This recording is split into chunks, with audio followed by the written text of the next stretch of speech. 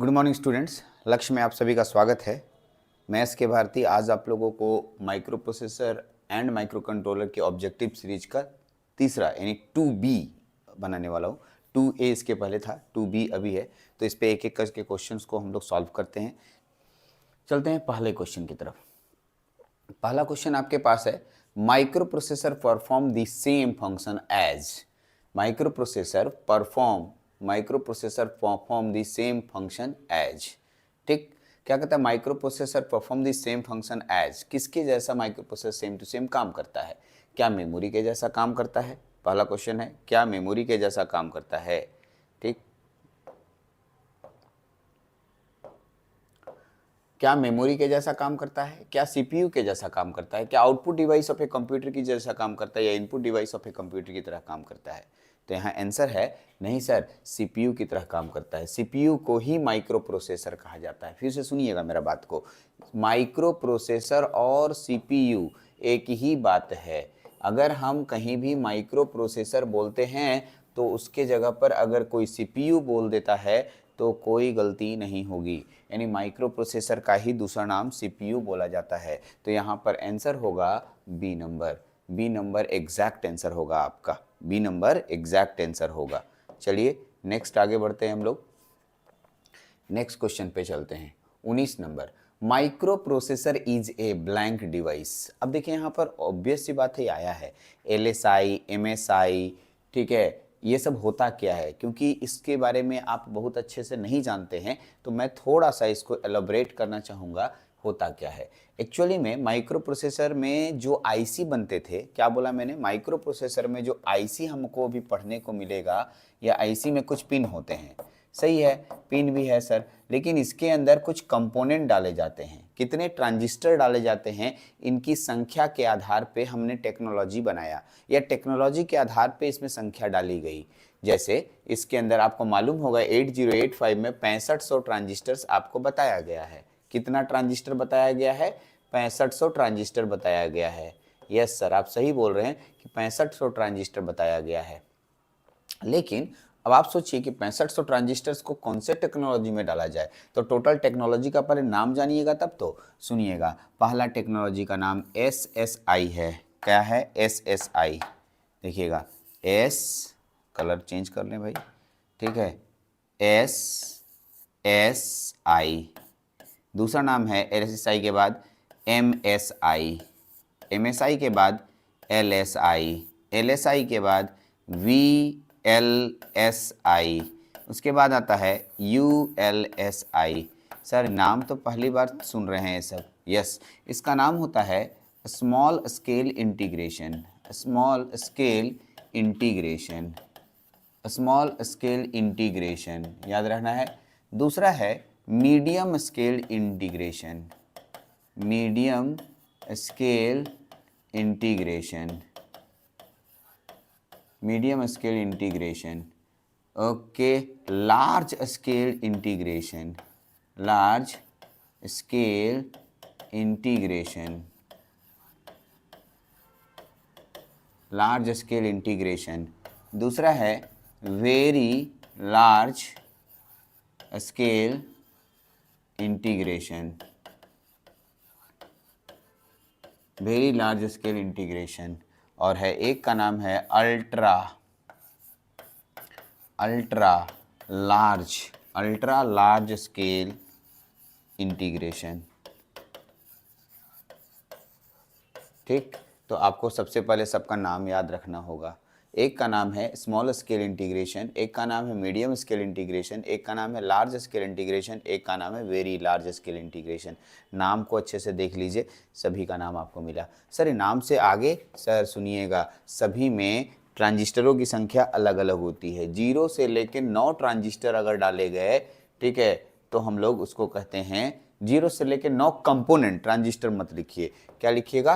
Component लिखिएगा। 0 से लेकर 9 कंपोनेंट, कंपोनेंट में सब आ जाते हैं जी। कंपोनेंट अगर रहेंगे तो हम लोग उसको स्मॉल, ठीक है। देखिए 10 से लेके 99 ट्रांजिस्टर तक रहेंगे, कंपोनेंट रहेंगे तो स्मॉल, मीडियम स्केल, ठीक है। उसके बाद देखिए लार्ज स्केल में होगा 100 से लेकर 9999, ठीक है, कंपोनेंट। तो अब सोचिए ना कि अब आप बताइए वेरी लार्ज में हो जाएगा 10,000 से लेकर 99,999 कंपोनेंट, और अल्ट्रा लार्ज स्केल में होता है more than 1 lakh, more than 1 lakh, 1 lakh, ठीक है, मोर देन 1 लाख। ये आपका अल्ट्रा लार्ज स्केल इंटीग्रेशन हुआ। अब आइए, अब आप देख सकते होंगे कि आपका यहाँ जो आंसर होगा MSI होगा, क्योंकि MSI का मतलब होता है, आप देख लीजिए MSI नहीं होगा बाबू, LSI होगा, LSI MSI both, none of these. हम यहाँ पर नन ऑफ दीज के तरफ जाएंगे। कौन से जाएंगे? नन ऑफ दीज के तरफ। क्यों नन ऑफ दीज के तरफ जाएंगे? क्योंकि हम लोग को यहाँ पर LSI सेक्शन में आ जाएंगे हम लोग, लार्ज स्केल इंटीग्रेशन, क्योंकि इसके अंदर जो कंपोनेंट की संख्या है वो 6500 होती है, तो इसमें नन ऑफ दीज सही आंसर होगा। ये लार्ज स्केल इंटीग्रेशन, ना तो मीडियम होगा ना ही स्मॉल स्केल, लार्ज स्केल, और लार्ज स्केल तो है ही ऑप्शन में। देखिए ध्यान नहीं दिए थे हम लोग, सॉरी, ध्यान देंगे, इस तरह का हो जाता है केसेस। देखिएगा यहाँ पर, हाँ देखिए, तो लार्ज स्केल इंटीग्रेशन हम ध्यान नहीं दिए थे, लार्ज स्केल इंटीग्रेशन है, आप देख सकते हैं 100 से लेके 9,999, ठीक है, यानी कि इतना के बीच में अगर ट्रांजिस्टर की संख्या है तो LSI होगा, तो LSI होगा, पहला वाला आंसर सही होने वाला है। चलिए सब, मैंने ध्यान नहीं दिया था ऑप्शंस। चलिए तो अच्छे से नोट कर लीजिए किसमें कितने कंपोनेंट होते हैं, आगे काम आएगा, कॉम्पिटिटिव लेवल के लिए बहुत अच्छे से काम आएगा। चलिएगा नेक्स्ट आगे बढ़ते हैं सर हम लोग क्वेश्चन की तरफ, नेक्स्ट क्वेश्चन की तरफ चलते हैं। 19 के बाद 20, WZ register of 8085R blank register, WZ, तो सुनिएगा, मैं जो ब्लॉक डायग्राम पढ़ा रहा हूँ उसमें WZ नहीं है। इंपॉर्टेंट पॉइंट सुनिएगा, मैं जो ब्लॉक डायग्राम पढ़ा रहा हूँ उसमें WZ नहीं है, का मतलब मैं जो पढ़ा रहा हूँ उसमें जनरल पर्पस रजिस्टर याद कीजिएगा, ठीक है, 1 2 3, ठीक है, मैं ऐसे पढ़ा रहा हूँ, उसका नाम होगा BCDEHL,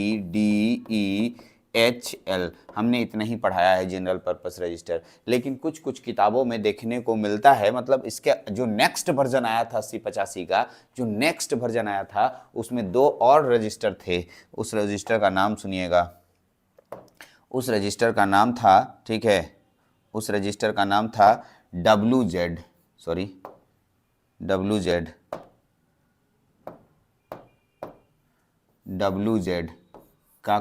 क्या मैंने बोला? WZ, याद रखिएगा, कौन कौन?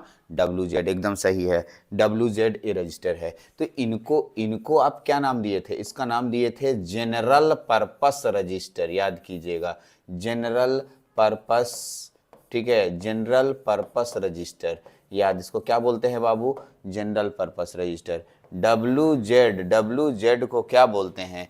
तो ये भी जनरल पर्पस में ही आता है, क्योंकि हमने जो पढ़ाया है वो लोअर वर्जन है और जो क्वेश्चन पूछ रहा है वो थोड़ा सा इससे ऊपर का वर्जन है, तो WZ को जनरल पर्पस कहा जाता है। यानी यहाँ पर बी नंबर आंसर एकदम सही होगा, ठीक है, बी नंबर आंसर एकदम सही होगा बाबू।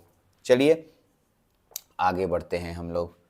ओके 21 नंबर में, blank is a temporary register, ठीक है, टेम्पोररी रजिस्टर इसमें कौन है? क्या एक्यूमुलेटर टेम्पोररी रजिस्टर है? फ्लैग रजिस्टर टेम्पोररी रजिस्टर है? Stack pointer? नहीं भाई, ये स्पेशल पर्पस रजिस्टर है, स्पेशल रजिस्टर है, ये भी स्पेशल रजिस्टर है, ये भी स्पेशल रजिस्टर है, ठीक है, तो यही एक बचता है, लिखा भी है टेम्पोररी रजिस्टर, इसका मतलब टेम्पोररी डाटा रजिस्टर को ही टेम्पोररी रजिस्टर कहते हैं। इसी टेम्पोररी रजिस्टर में आता है, अभी पढ़ रहे थे, BCDEHLWZ, अगर WZ है तो ठीक है, नहीं है तो इतना ही को लिया जाता है जनरल पर्पस रजिस्टर में। चलिए सर नेक्स्ट क्वेश्चन पे फिर बात करते हैं हम लोग। 21 के बाद 22, accumulator is a blank register, accumulator special purpose, अभी तो बताए थे एक्यूमुलेटर स्पेशल पर्पस रजिस्टर है, क्या टेम्पोररी है? तो आंसर बोलिएगा नहीं, टेम्पोररी नहीं है। क्या एक्यूमुलेटर 16 बिट का है? अरे नहीं, एक्यूमुलेटर 8 बिट का होता है। कितना बिट का? 8 बिट का, तो ये ऑप्शन, ये भी ऑप्शन। क्या जनरल पर्पस है? अरे नहीं, ये स्पेशल पर्पस रजिस्टर है, इसका मतलब बी नंबर एकदम करेक्ट आंसर होगा, ठीक। चलिए नेक्स्ट आगे बढ़ते हैं हम लोग।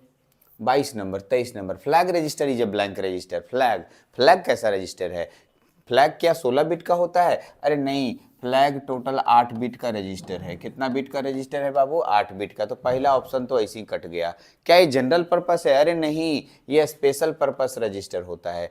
क्या ये टेम्पोररी रजिस्टर है? अरे नहीं, ये परमानेंट रजिस्टर इसमें हमेशा के लिए रखा है, इसलिए इसको स्पेसिफिक पर्पस रजिस्टर बोलते हैं। डी नंबर एकदम सही आंसर होगा, स्पेसिफिक पर्पस रजिस्टर बोला जाता है।